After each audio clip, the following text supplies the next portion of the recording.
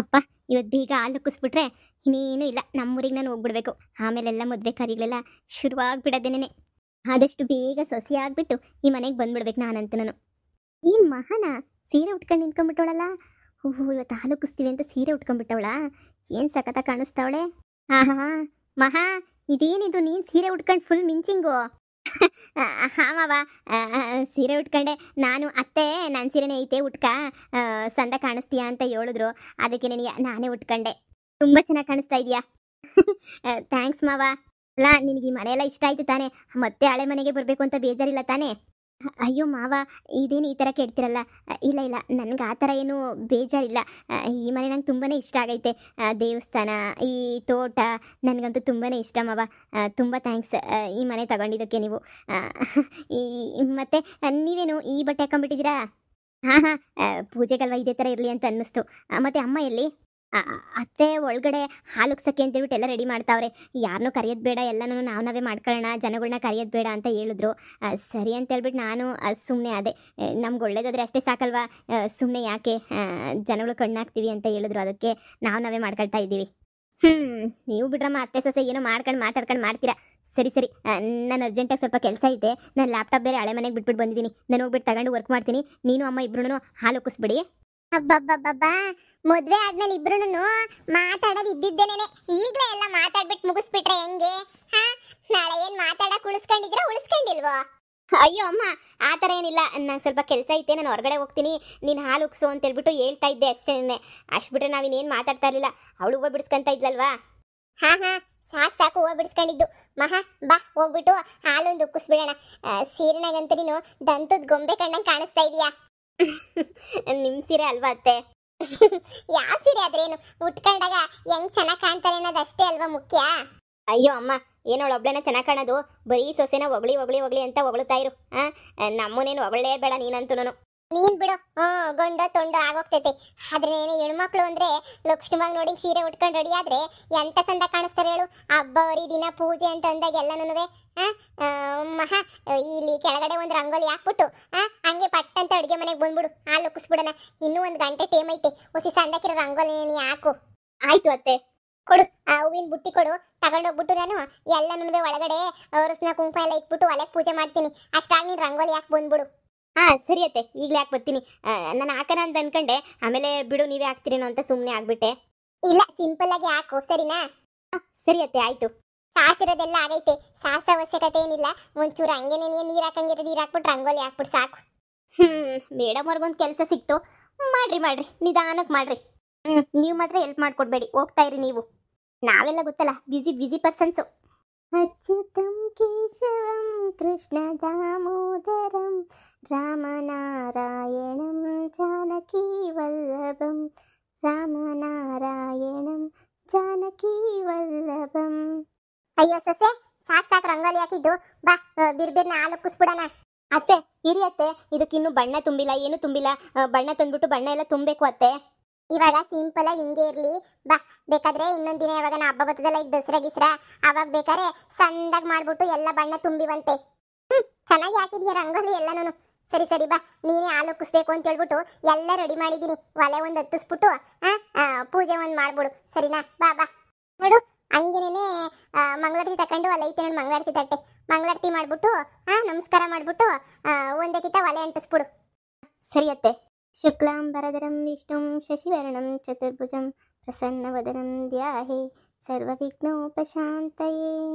ಓಂ ವಕ್ರತುಂಡ ಮಹಾಕಾಯ ಕೋಟಿ ಸೂರ್ಯ ಸಮಪ್ರಭಾ ನಿರ್ವಿಘ್ನಂ ಕುರು ಮೇ ದೇವ ಸರ್ವಕಾರ್ಯೇಷು ಸರ್ವದಾ. ತಟ್ಟೆ ಅಲ್ಲೇ ಮಾಡೋಗ್ಬಿಟ್ಟು ಬಾ, ಈ ಕಡೆ ಕುಂತ್ಕೊಂಡು ಒಲೆ ಉರ್ಸ್ ಬಾ. ಹಾಲು ಉಕ್ತಾ ಐತೆ. ಅತ್ತೆ ನಾವ್ಯಾಕತ್ತೆ ಎಲ್ರೂ ಕರೆದ್ಬಿಟ್ಟು ಅರಿಶಿನ ಕುಂಕುಮ ಎಲ್ಲ ಕೊಟ್ಬಿಟ್ಟು ಹಾಲು ಉಕ್ಕಿಸ್ಬೋದಿತ್ತಲ್ಲ? ಯಾಕೆ ನೀವು ಸಿಂಪಲ್ ಆಗಿ ನೀ ಹಾಲು ಉಕ್ಸಕ್ಕೆ ಇದು ಮಾಡಿದ್ರಲ್ಲ? ಯಾರ ಕಣಮ್ಮ, ಜನ ನನ್ನ ಮಗ ತಗೊಂಡವ್ ನೋಡು ಅಂತ ಹೇಳ್ಬಿಟ್ಟು ತೋರ್ಸ್ಕೊಳಕ್ಕೆ ಅಂತ ಹೇಳ್ಬಿಟ್ಟು ಬೇಕು ಅಂತ ಹೇಳ್ಬಿಟ್ಟು ಹಿಂಗೆಲ್ಲ ಮಾಡ್ತಾವಳೆ ಅಂತ ಜನ ಎಲ್ಲ ಅನ್ಕೋಬಾರ್ದಲ್ವಾ? ಅದಕ್ಕೆ ನಿನಗ ಜನಗಳ ಹತ್ರ ಯಾಕಮ್ಮ ಅನ್ನಿಸ್ಕೋಬೇಕು, ನಮ್ಮ ಪಾಡನ್ನ ಸಂದಕ್ಕಿರ್ಬೇಕು.